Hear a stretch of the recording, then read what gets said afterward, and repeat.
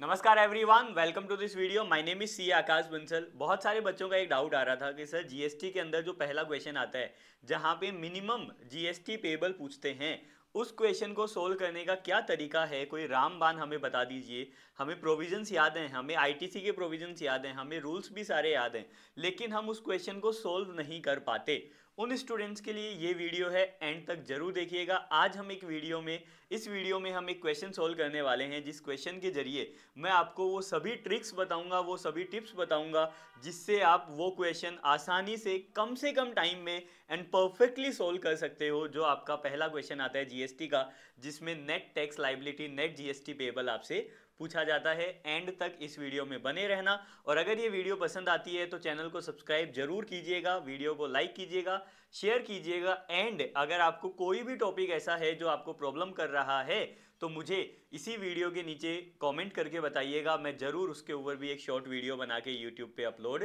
कर दूंगा। चलिए वीडियो स्टार्ट करते हैं, लेके प्रभु का नाम। चलिए जी स्टार्ट करते हैं वीडियो। क्वेश्चन नंबर 58 है हमारी क्वेश्चन कंपाइलर का, जो कि एमटीपी नवंबर 22 में पूछा गया था। यहाँ पे हम इस क्वेश्चन को पढ़ते हैं, रीड करते हैं और इसका सॉल्यूशन स्टार्ट करते हैं। ठीक है, सबसे पहले Shreshtha private limited, a registered supplier of goods और service in Kolkata, has furnished the following information for the month of February. कुछ इंफॉर्मेशन आपको दे रखी है। Intra state supply of taxable good, purchase service provided to. Last में एक बार requirement के ऊपर जाते हैं। रिक्वायरमेंट क्या है बेटा? रिक्वायरमेंट ये है compute the minimum GST payable in cash by Shreshtha private limited in the month of February and make the suitable assumption as required. अगर आपका क्वेश्चन आता है मिनिमम जीएसटी पेबल निकालने का, तो आपको कुछ इंपॉर्टेंट स्टेप्स का याद रखना है, और ये स्टेप्स एज इट इज आप याद रखेंगे। जैसे मैं बता रहा हूं बिल्कुल उसी तरीके से आप स्टेप्स करेंगे एग्जाम के अंदर। हाँ, एग्जाम में स्टेप का नाम नहीं लिखेंगे, मतलब स्टेप का नंबर नहीं लिखेंगे, डायरेक्टली आप टेबल बनाएंगे। सबसे पहले स्टेप में हम क्या करते हैं बेटा? स्टेप नंबर 1 में हम करेंगे कॉम्प्यूटेशन ऑफ आउटपुट टैक्स या आउटवर्ड सप्लाई टैक्स, है ना। Computation of GST on outward supply computation of GST on outward supply. सबसे पहले तो हम ये टेबल बनाएंगे। इसके बाद में हम स्टेप नंबर 2 में करेंगे computation of inward supply, computation of GST on inward supply under RCM, inward supply payable under RCM.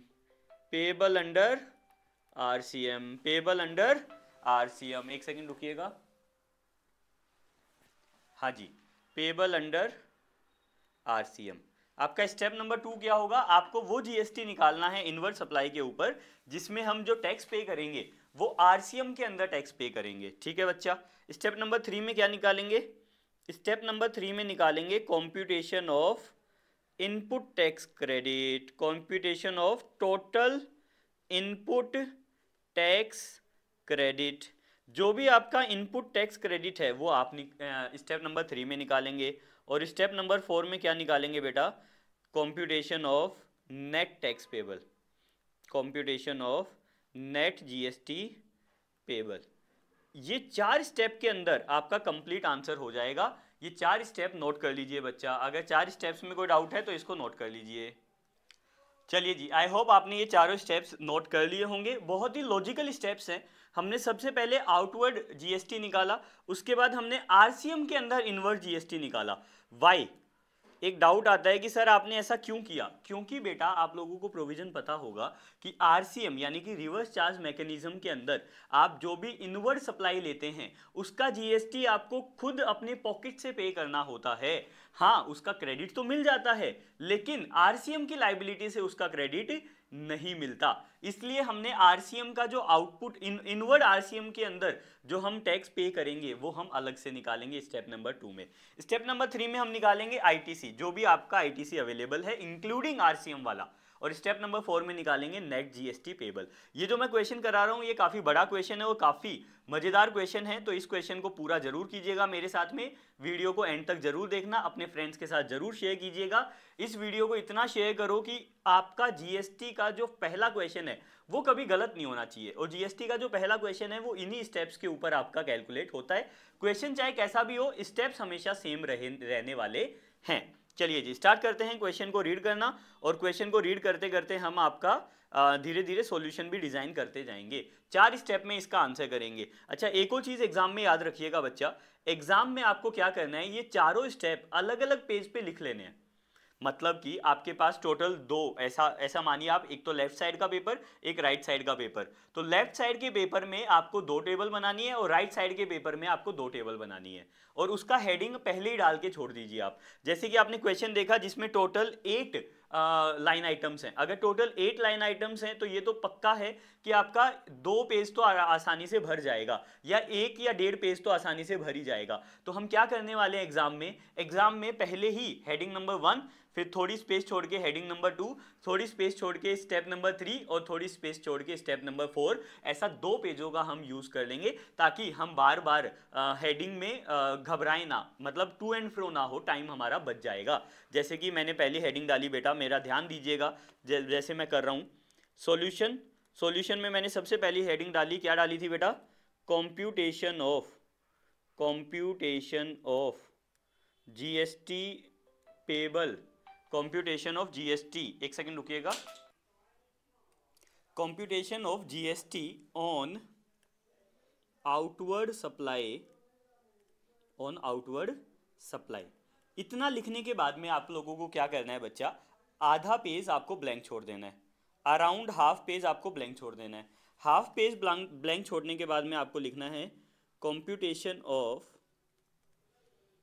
GST payable under reverse charge, या GST payable on inward supply under reverse charge, on inward supply under RCM यानी कि reverse charge. इतना लिखने के बाद में आपको पूरा पेज ब्लैंक छोड़ देना है, और पेज नंबर 2 पे, मतलब जो आपका राइट साइड का पेज है उसके ऊपर आपको हेडिंग डालनी है computation of input tax credit for the month, मतलब जो भी आपका मंथ है वो लिख देना। ठीक है, इतना लिखने के बाद में, हाफ पेज छोड़ने के बाद में, computation of net GST payable. अगर आपको लगता है कि सर क्वेश्चन कुछ ज़्यादा ही बड़ा है तो आप चाहें तो हर एक पेज पे एक हेडिंग भी बना सकते हैं। ऐसा कोई रूल नहीं है कि आपको हाफ पेज ही यूज़ करना है, आप कंफर्टेबल लेवल पे आप यूज़ कर सकते हैं। जैसे जैसे आप प्रैक्टिस करेंगे वैसे वैसे आपको चीज़ें समझ आने लगेगी। इतना करने के बाद में अब आपको क्या करना है, क्वेश्चन के ऊपर जाना है।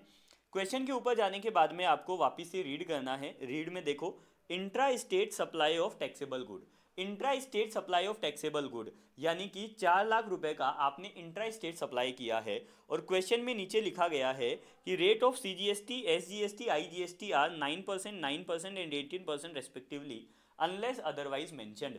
तो क्योंकि यहाँ पे कुछ भी मेंशन नहीं है, ये इंट्रा स्टेट है, तो मैं ये मान के चल रहा हूँ कि सी और एस 9% एप्लीकेबल होगा। तो आपको क्या करना है बेटा, 4 कॉलम बनाने हैं। 4 कॉलम में सबसे पहला कॉलम बनेगा अमाउंट, दूसरा कॉलम बनेगा सीजीएसटी, तीसरा कॉलम बनेगा एसजीएसटी और चौथा कॉलम बनेगा आईजीएसटी। इस तरीके से 4 कॉलम बना लेने हैं। 4 कॉलम बनाने के बाद में आपको अब सबसे पहले लिखना है, यहाँ पे सबसे पहले लिखना है इंट्रा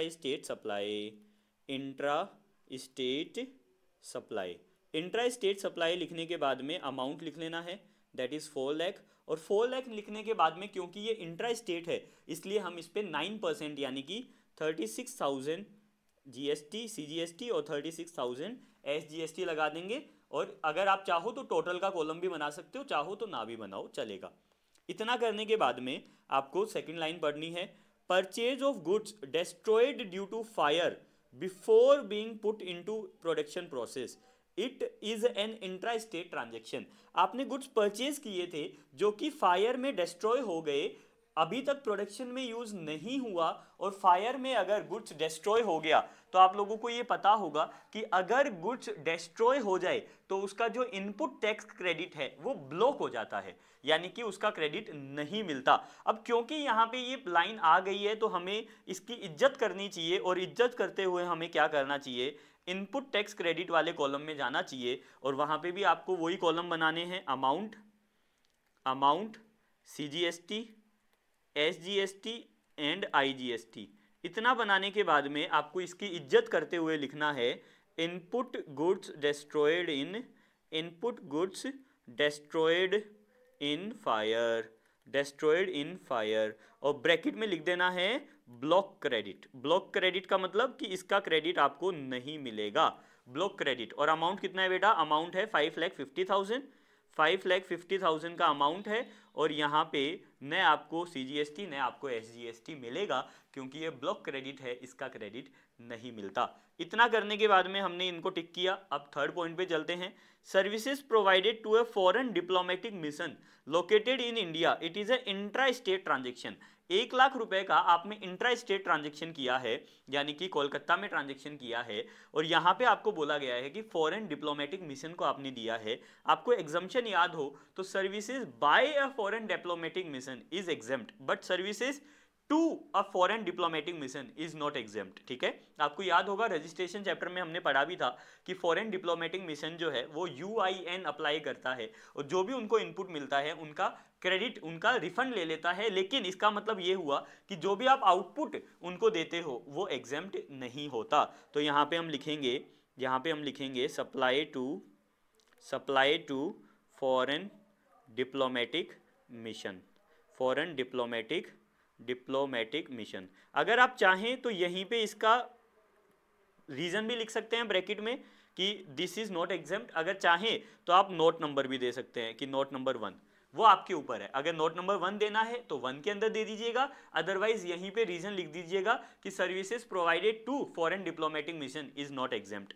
और यहाँ पे 1 लाख रुपए का सप्लाई है, तो यहाँ पे 1 लाख रुपए हम लिखेंगे, 1 लाख ही है ना, हाँ 1 लाख रुपए का सप्लाई है। और अगर कुछ नहीं बोला है तो ये आपका 9,000 तो हो गया CGST और 9,000 हो गया आपका SGST, क्योंकि ये बेटा इंट्रा स्टेट है। इसको भी हमने टिक कर दिया। अब चलते हैं आगे।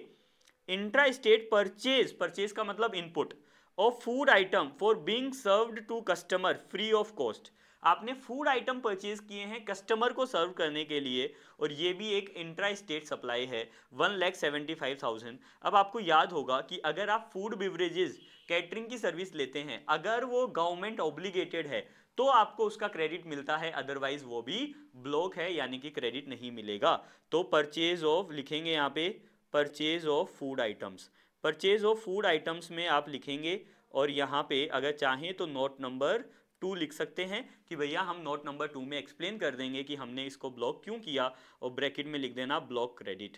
क्या लिख देना बेटा, ब्लॉक क्रेडिट लिखने के बाद में आपको क्या करना है, यहाँ पे अमाउंट लिखनी है 1,75,000 का अमाउंट लिखना है, और यहाँ पे भी 000, यानी कि कोई भी आपको क्रेडिट नहीं मिलेगा। यानी कि ये भी हो गया बेटा। आगे चलते हैं, ये इंपॉर्टेंट है। आगे क्या है, गुड्स ट्रांसपोर्ट सर्विस रिसीव्ड का मतलब inward supply from a GTA, tax payable by GTA under 5% and inter state transaction है, यानी कि ये IGST लगेगा। 2 लाख रुपए का आपने GTA का सर्विस रिसीव किया है। अगर आपने 2 लाख रुपए का GTA का सर्विस रिसीव किया है तो ये टेबल नंबर 2 में जाएगा, यानी हेडिंग नंबर 2 में जाएगा, और यहाँ पे भी आप क्या बनाएंगे, amount CGST, SGST, IGST, okay. और यहाँ पे हम क्या लिखेंगे, यहाँ पे हम लिखेंगे GTA service received,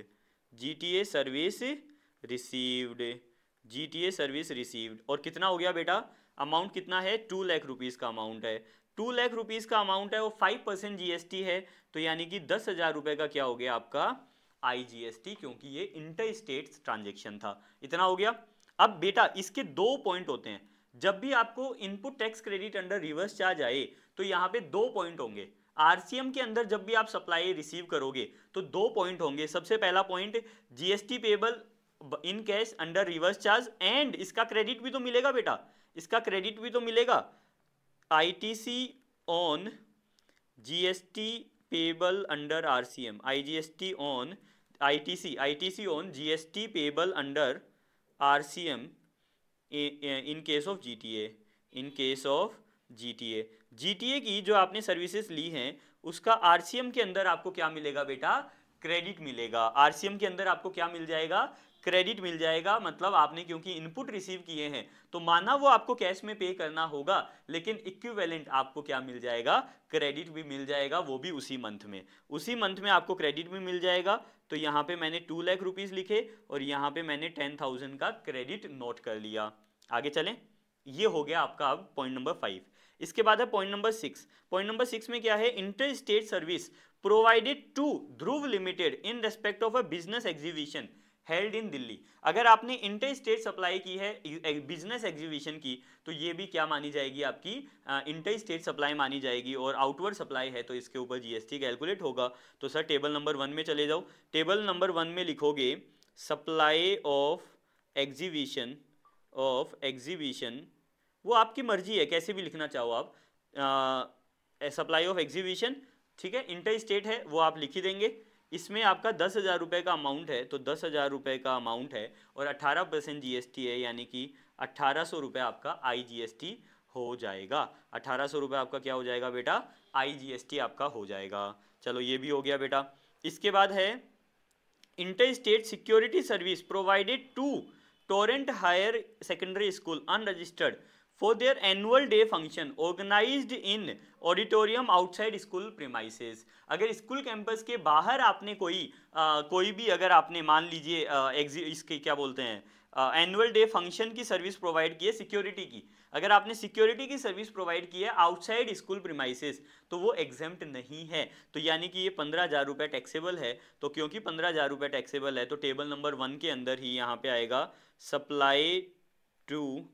supply of security service, supply of security services to school, supply of security services to school. और यहाँ पे अमाउंट आ जाएगा 15,000 और 15,000 का आपका जीएसटी आ जाएगा 18%।